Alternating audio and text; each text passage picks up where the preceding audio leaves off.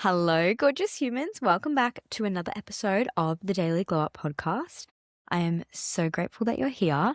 If you are listening to this episode, it is likely that you have felt some fear and it has been stopping you from doing something that you know in your soul you should be doing, but you cannot understand why you are letting the fear win. And I want you to take a moment to think back to whether this is a present issue or a past issue. The last time you felt fear stopping you from doing something that you know was right. Your soul knew, I'd love to do this. This feels right for me, but I physically cannot. Like you cannot even move. That is this episode, and I'm going to be giving you 3 actual tools that I have been using to get past my fear, because let me tell you, I am one scared human being. Always have been. Ever since I was a little girl, I was the biggest fear-based scaredy cat there could be, and it has traveled with me my whole life, and I've had to do a lot of soul searching to get to a place where I can silence that icky fear. So that's what I'm here for you today. Okay, so the reason that I kind of wanted to do this episode right now is a week ago, I was channeled from the universe, which I've never had this experience in this specific way before, where I was sitting, I just finished recording a podcast episode. And afterwards, I've been searching for kind of the next era of my business as well. Like I've been looking at like, where do I want to take it? I've got ideas, but nothing gives me that full body yes feeling. Like I know with the book, when I wrote the Daily Glow Up book, everything in my being, it's this strong knowing. It's this strong inner knowing of I need to do this. And then when I got that drive, like there is no stopping me. I just could not get it out of my brain. It was there all day, every day. And I don't know what that next thing is for me. And I'm like, I need the next evolution. And so I've been open to ideas for a while. I'm just like, okay, what is it going to be? I've been kind of just getting inspiration, figuring out what I'm enjoying teaching and learning and what I'm also enjoying consuming myself. And after I filmed this podcast episode, it was like my whole body went, it's like time froze. That's how I'm going to explain it. It's like someone pressed pause, and inside my brain in 0.5 of a second, I got a full blown idea of this next level of my business, this next idea. It's like a spiritual practice / framework / methodology / idea all in one big go. And it's like I saw my whole future all in a blip of a moment in my head. I saw the framework. I saw what it looked like. I saw myself delivering it. I saw everything all at once. It gave me goosebumps. And then I immediately opened my laptop and just started writing. And it was like, oh my God, this is the coolest idea. And then from there, it just flew out in every single direction of all these ideas and other sparks and ideas. And I was like, my whole body was like, this is it. And the reason I'm telling you this is because what happened after I got that idea was I got excited. I spoke to my mom. I got all the things out. But then I spent an entire week completely in the worst negative headspace around this idea, because I'm the type of person where when I get something and I get an idea, I want to act on it. I love bringing things to life. I'm a manifesting generator. I'm an Aries moon. I'm fast moving. I'm fiery, and I want to get shit done. And especially when it's so important to me, I'm so excited to bring it to life. But the whole entire week, my freaking fear brain was so loud. I honestly felt paralyzed with fear. And then I started to see my own Instagram stuff that I was already posting as just awful. I don't know if you've ever gone through moments where you get such lows in your self-doubt, and one week you're like, I'm so proud of myself, I'm doing such a good job. And then the next week, every single thing you do looks wrong. Every single thing you do looks bad all of a sudden. And then in a week's time, you're like, I'm doing really well. And I was in a whole week of that fog, a whole week of that I cannot move, because I was so excited about this idea, and I knew how powerful this idea was because of how much it was helping me. But what happened after that was I felt all this pressure. Well, how am I meant to deliver this so that people understand it? Okay, I don't even know where to begin with how to deliver there's so many avenues in which I could deliver this, and what actually is going to be most beneficial for me and my business and how I'm going to grow as well, because I can't put all this effort and time into this next evolution if it's not going to be worth it. And then thirdly, I've been handed this beautiful gift. What if I F it up? What if I can't deliver it in a way that people understand it? And my logical brain was just like, what do I do? What do I do? What do I do? What do I do all week? And I just wanted someone to give me the answer. And I didn't know. The reason that I'm saying this particular reason is because the reason that I couldn't figure out what the answer was is because I was only looking through my fear-based mind. And I want to talk to you about this idea of the monkey mind, because if you've ever kind of listened or heard about Michael A. Singer, who is the surrender experiment, all the things, he talks a lot about this idea of your monkey mind and your ego mind and then your soul, and trying to be able to differentiate the two, because you are not your thoughts. Your thoughts move so fast, and there's a difference between that logical brain and your soul. And I was in my monkey brain, and it was paralyzing me, because every idea that I came up with of how I could deliver this beautiful framework was but that might not be, that would be really hard. And then what if I'm not capable to be able to do that? What if no one joins? What if I this? What if I that? And it was just constant, I could not figure out what to do. And it was actually killing me inside. I was over it. And then it was the beautiful Taurus new moon, and I was so excited because that's a really big portal for manifestation, and I was so excited to manifest all the good things for this next lunar cycle. But I felt so stuck that I said, and I did this new moon ceremony with my mum, very spiritual human. We come from a long line of spiritual ladies, so I'm very lucky that I have so many spiritual women in my bloodline. But she was saying that all you need to manifest right now, Molly, is clarity. You need to ask for the message to come through. And in meditation, my mum got this message that my higher self was standing right behind me. And I want you to imagine that for yourself. If you're ever in this in between becoming era, imagine your higher self standing just behind you. And she is just like my mum said, in my meditation, I got these messages that she's standing right behind you, the one who has this beautiful idea out in the world and people are benefiting and it's changing and transforming people's lives. That version of you is standing right behind you all the time, her aura, her soul, her presence. And she is literally just waiting for you to acknowledge her, to be ready to be her. And oh my God, goosebumps. I got so emotional. I was going to cry during the new moon ceremony.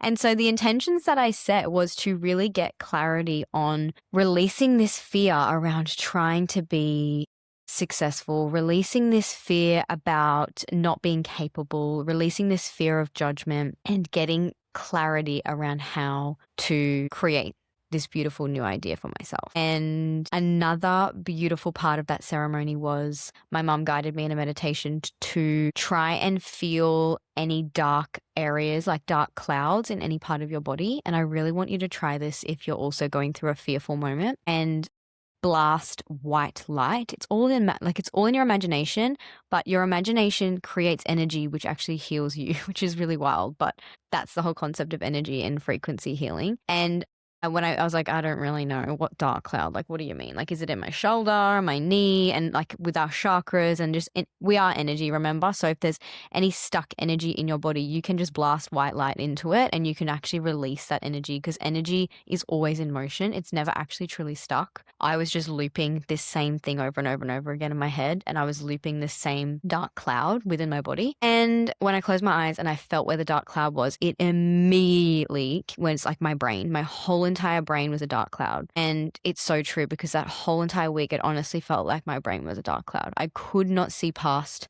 my own negative thoughts, and my mean girl inside my head was mastering over me.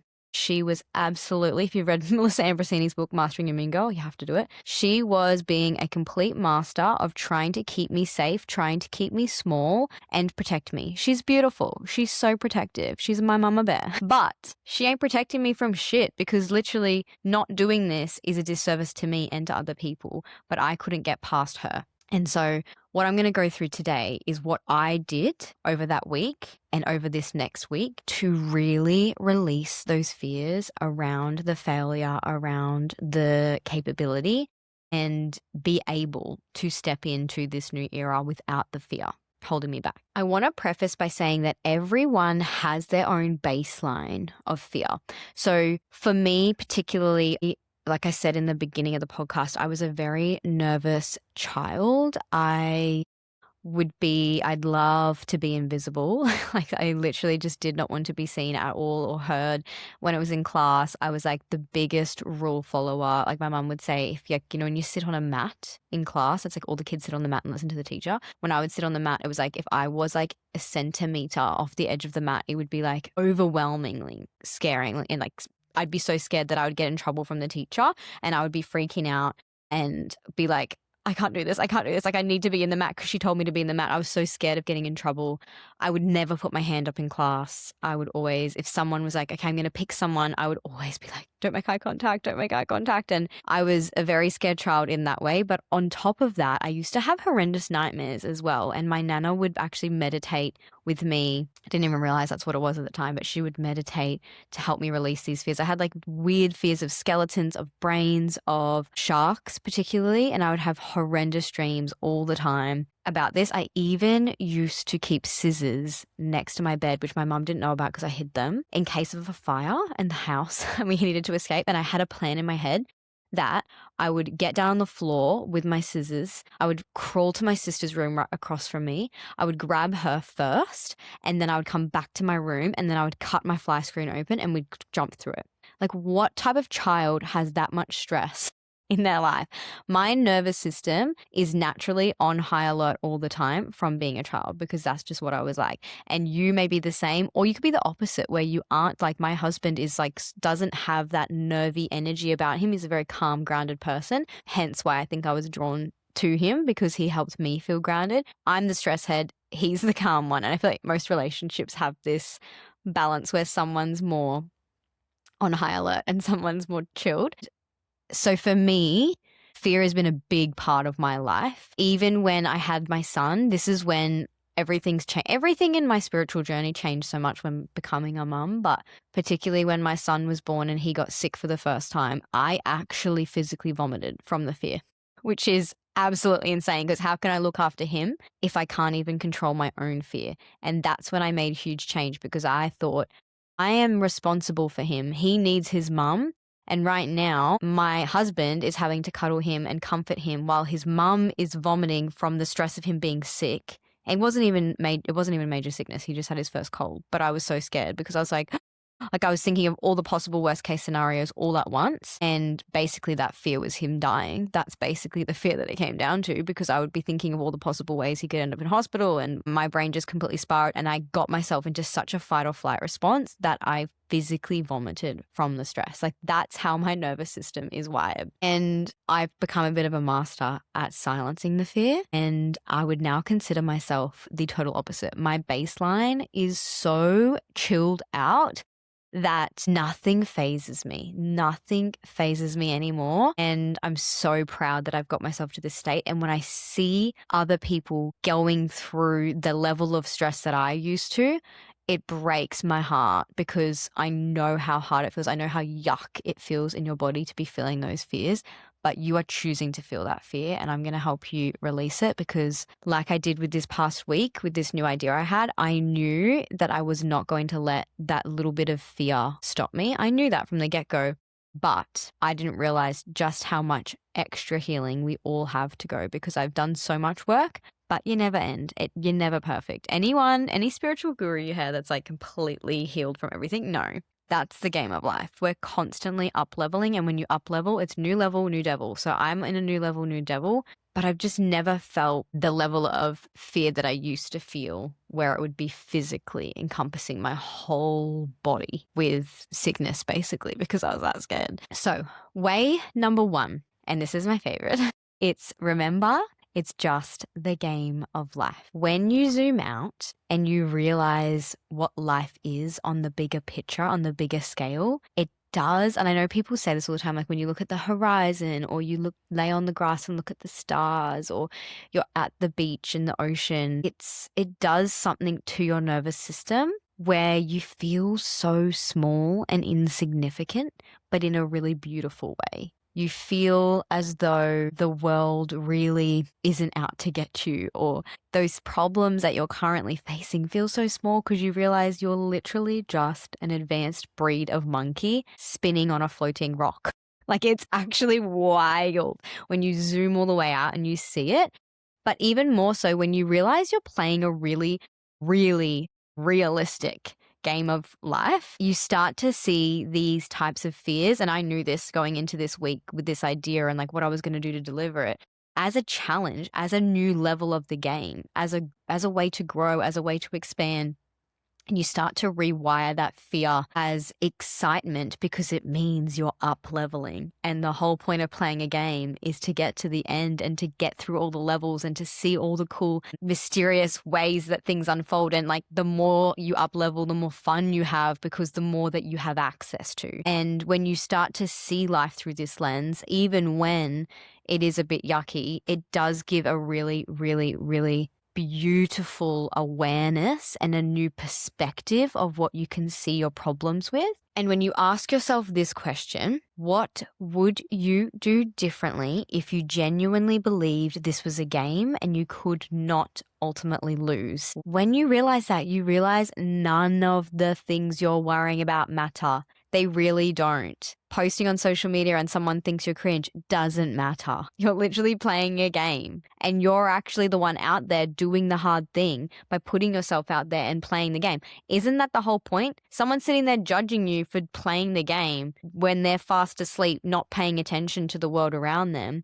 That is not something that should be worrying you. Feeling fear because my son is sick is part of the game. Sickness is part of life. I have to accept it. And it's going to teach me something about myself to become stronger in my being. Worrying about if a guy is going to message you back because you're really into him and you really want him to come on the date with you. It's like, what would you do differently if you could just see it as a game? Well, it's a fun game. You're in the waiting zone.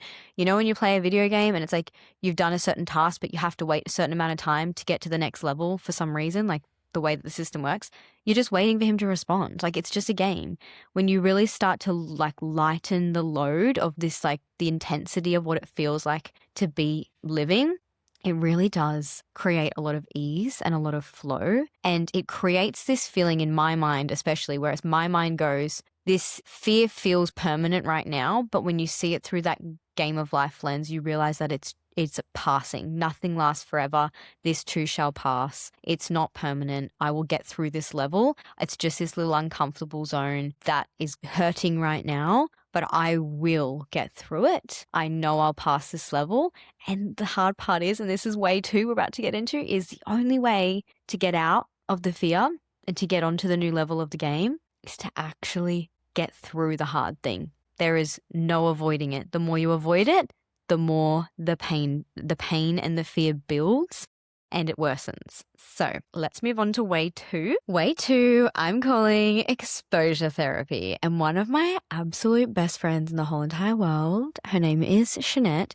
She actually has inspired me a lot in recent years to push myself out of my comfort zone. I'm great at doing it in my business now, but more so she helped me a lot in social settings. Being so shy growing up, I'm very, very, very fun to be around when I'm with my besties and I'm with my friends. And like my group of girlfriends I've been best friends with since we were in high school, like in early high school. So I've known them for a long time and I show my true self around them. But around new people, I can be quite fearful of judgment and I censor myself. I water myself down to ensure that I'm not judged or for coming across the wrong way. And she is the opposite of that. Like, she really is so lively, fun, charismatic, and she is her true self when she's talking to people. And I asked her, I was like, I don't know how you do that. Like, she'll just go up to someone and be like, oh my God, and like start a conversation. I'm like, I wouldn't even know what to talk about because my fear is like riddling me. I'm like, I don't even know how to speak. I forget how to speak. And she's like, no, she's like, what I started doing to get my confidence up talking to people is she would say, like, I would just compliment something about them that I liked. And then it starts a conversation like, oh my God, I love your earrings. And then she would be like, the person back would be like, oh, and then you'd start talking and then the conversation flows. And so she really taught me that. And then when I started to do this, I was like, really? Mini baby exposure therapies throughout your day combined together make the hugest impact in your nervous system and the way that you deal with fear, because it really is the only solution. Because when you face a fear, you actually remove the fear. Once you do something once, it completely removes it. I'm going to say this with some things I've recently done in the past. Like I'll do a few. One, parent-teacher interviews. When I first started teaching, my first year of teaching, parent-teacher interviews, again, TMI, could have vomited, going to the toilet hundreds of times all day. So nervous,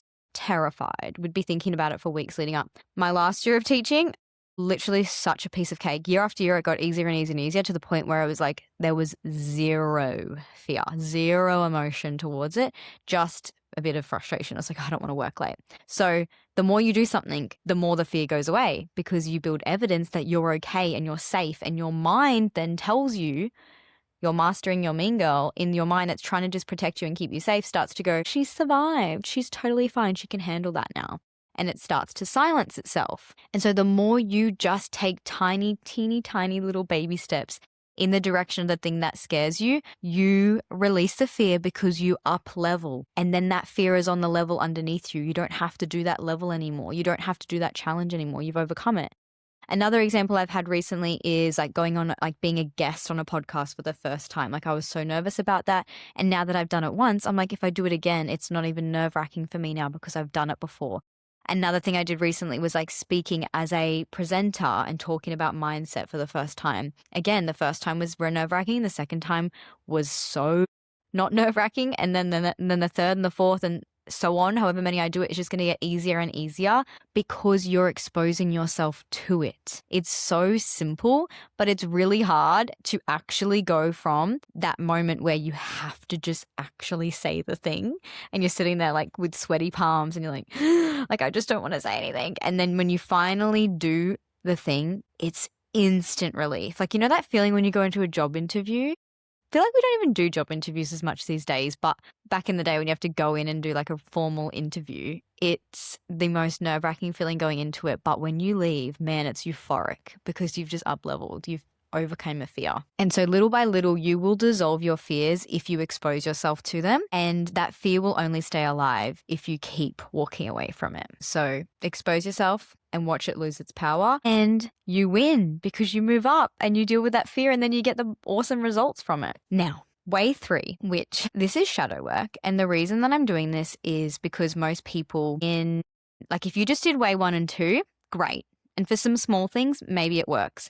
But for things that are really important to you, like, for example, me creating this business and how much I'm having to be seen and being open to judgment, it's quite high-level stuff to be dealing with, right?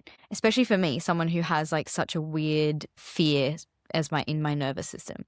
And so I had to dive into a lot of shadow work in order to not let those fears keep returning or to continue to paralyze me because I couldn't physically expose myself to, like, I was doing the baby steps, but I wasn't getting there quick enough because I physically was paralyzing me, the fear. And this is where shadow work comes into it because it actually helps you get to the core of why you're scared in the first place. And when you realize why you're scared, exposing yourself to it becomes a lot simpler and a lot easier. And, you know, we love to do the manifestations and the affirmations and the blah blahs. But if you don't, that's actually what they call spiritual bypassing, where you're bypassing the real problem and you're acting positive, but it's actually negative to act that positive without dealing with the actual issue at hand. And with this new business idea, that came into my mind because I said, okay, well, what is making me so fearful right now? Where is it coming from? Where's the core of it? And the core of it for me particularly was, well, I'm worried about how I deliver it because question 1 was, well, why does being successful matter to me? Because that's where it was coming from. I'm scared of failure. I'm scared that I will launch this and it will fail. And this beautiful gift that I was given from the universe that I know is transforming my life and will in turn transform others, I've done a disservice to myself because I've failed, which is also a fear of my own capacity to be able to handle hard things, which I've had an issue with my whole life as well. I was brought up with super loving parents that kind of did everything for me.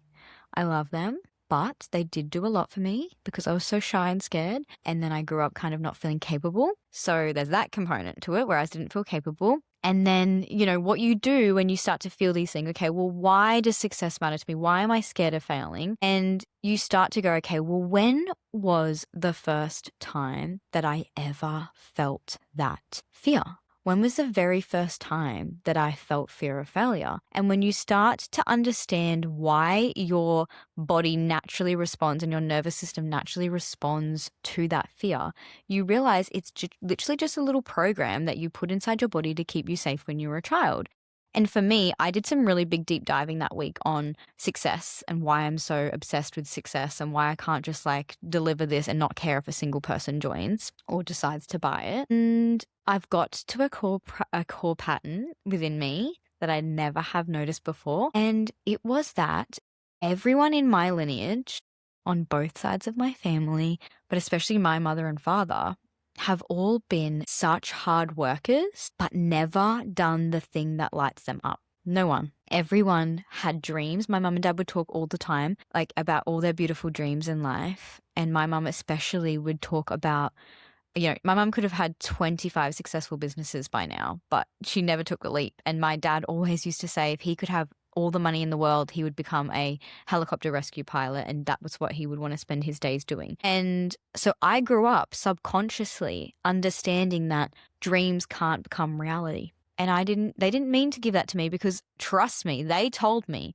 over and over and over again from the day that I was born that I can do whatever I want in life, no matter what it is. If I want to be a superstar pop singer, I want to be a vet, I want to be a teacher, I want to be a lawyer. It didn't matter what me and my sister wanted to be. They said, you can be whatever you want. They said that with their words, but did they do that in their own life? No. And then that was more of a lesson for me as a little girl than it was what they said to me. And if you can look back at your upbringing and what you saw your parents do, that has a much more impact on how you respond. And you don't even realize you're doing it, but it's just a subconscious pattern that is within you. And I realized for the first time ever that the reason I'm so fearful of failure is because I was brought up subconsciously seeing my parents never leap because they had their own sense of fear of failure, fear of not being able to be capable. And then I said, well, that's the pattern. That's the thing that my brain would repeat. We don't do that. We don't go for our dreams here. Dreams are just dreams. They're not reality. They don't become real. Dreams are just something that you think about. They're not things that actually happen for you. And what happens is when you actually shine a light on that fear and why it keeps coming up for you, you release yourself from it. Because now, just being aware of the fact that the reason that I'm scared that this isn't going to work out is because of that, I start to immediately feel lighter. And when I did my new moon ceremony, I actually wrote these fears down on paper and then we burnt it safely.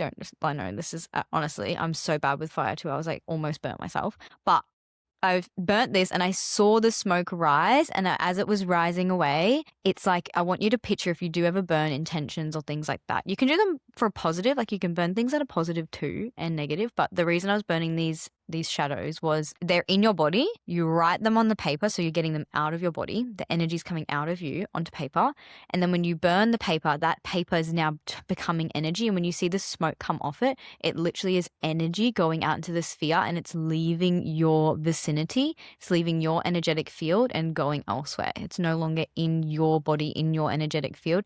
You've released yourself from that shadow, and that's the energy clearing part of it. And then when you do that, that gives you the chance to be able to integrate it by using your exposure therapy now to be brave and do the thing, to take the step. And I did that in this new moon ceremony about these shadows of fear of success. And I felt the following day, I got the idea came to me just out of the blue.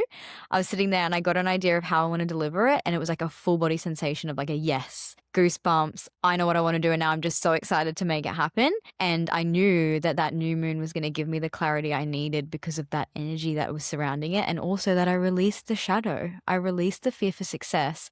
And now going into it, I actually do not care if anyone joins. I really don't, because I'm doing it from a soul-driven place, and that is all that matters because I'm living in a game anyway. So it doesn't even matter. I'm going to follow the breadcrumbs because that's what the game is telling me to do. So I'm going to do it anyway. And the moment you become aware of which one is running you, which shadow is running you, and when you begin to release it, it's absolutely life-changing, absolutely life-changing. Now, I want to close off this episode by taking you through a little pep talk, a little motivational speech. I've written this down because I would like, if you're ever feeling those fears, those self-doubts come up, I want you to fast forward this episode, find this episode again, and listen to this last part and allow my words to literally soak into your energetic field and shift you out of this fear. Okay. What do you actually have to lose? No, seriously, I want you to sit with that question for a second because I genuinely do not think we ask it enough. We spend so much time catastrophizing about what happens if we try and it goes wrong,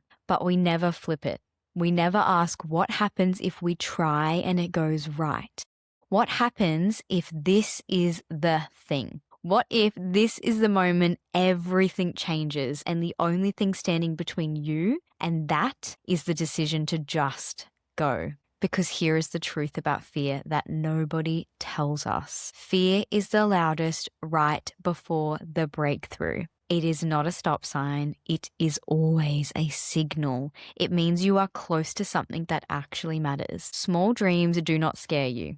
Big ones do. So if you are terrified right now, I want you to hear me when I say that fear is confirmation, not a warning. And let's talk about the alternative for a second. Let's talk about what happens if you don't try. You stay exactly where you are. The idea sits inside you, slowly dimming. You watch other people do the version of the thing you were too scared to start. And the thing about regret is that it is so much heavier than failure. Failure you can learn from. Failure gives you data. Failure is just a redirection, but regret is just grief with no lesson attached to it. And I refuse to let you carry that. You were not put here to play small. You were not given this dream, this pull, this vision in your chest by some kind of cosmic accident. The universe is not out here handing people ideas they are not capable of carrying. It does not work like that. What you were shown is yours. It was always yours. The only question is whether you are going to claim it. Your higher self, the woman who already has this, who has already figured it out, who is already living the version of life you are dreaming about, she is not some faraway future person. She is not years away. She's standing right behind you in this moment, waiting for you to stop shrinking and step into her. So what is the move? You take the baby step. You do the scary thing in the smallest way possible. You burn the paper, you do the ceremony, you send the message, you record the episode, you post the thing, you just begin. Because beginning is the whole game. Everything else follows beginning. Fear is just when you're on the cusp of the next level and you have cleared every single thing that has come before this one. Every hard thing you have ever been through, you are on the other side of it now. Your track record of surviving hard things is 100%. 100%. Do not forget that. You are not behind. You are not too late. You are not too much or not enough. You are exactly where you are supposed to be. And this moment of fear is just the universe making sure you really want it before it hands it to you. So go. Do the thing. The universe has had your back the whole entire time. I hope that little pep talk has sparked a fire in you. It's definitely sparked a fire in me. And I hope this whole episode has come to you at the right time when fear has been knocking at your door so effing loud and you're just sick of it. And I hope this episode has really helped to clear that noise for you. Take some time after this episode, do some shadow work, get your feelings out on paper, really understand where they're coming from, and schedule in some exposure therapy. Schedule in some times where you scare yourself a little bit, because it is worth it. I know it's uncomfortable, but it's so, so worth it. Again, I just want to remind you guys that I have so many beautiful things that you can learn from me over on my Instagram. So if you want to check it out, in the show notes, I have my beautiful Daily Glow Up book, which is a 365 book and a journal to help you glow from the inside out.